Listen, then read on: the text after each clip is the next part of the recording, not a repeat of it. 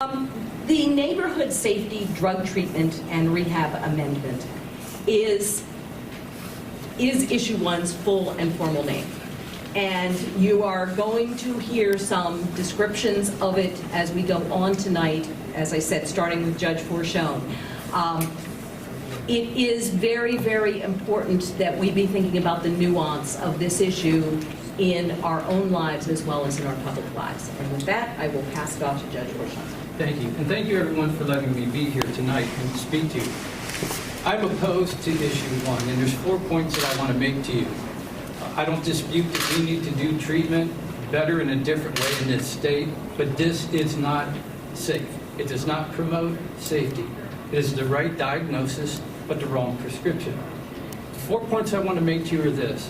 The reclassification of the drug charges under the proposed thing that they're doing here today will make felony 4 and 5 drug possession cases misdemeanors. They cannot be incarcerated unless there is a third conviction. It's like a traffic ticket. That is unsafe.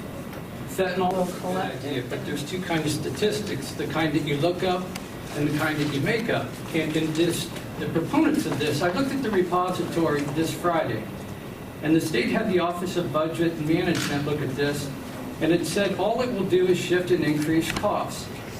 The state analysis, it points out that there's no formula, how these grants would even work. It appears that if there even was any money, it wouldn't take place till 2020.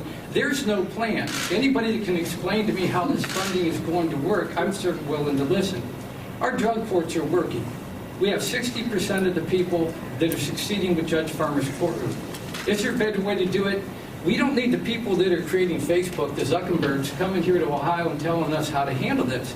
We need to get groups together, prosecutors, defenders, judges, legislatures to come up with a plan. But their statistics and the funding just simply don't make sense. Even though they're not formal rebuttal, make the statistics make sense. Number 2 in the nation for opioid overdose deaths. Number 5 in the nation for a bloated prison system that almost half of which consists of people who are struggling with addiction, minor drug possession. This is all this focuses on.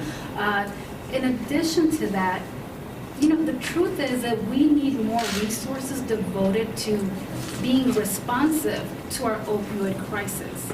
This will reallocate cost savings into the Department of Mental Health and Addiction Services, who will develop and establish rules. The Attorney General's office will establish rules to help make sure that we're increasing support for crime victims.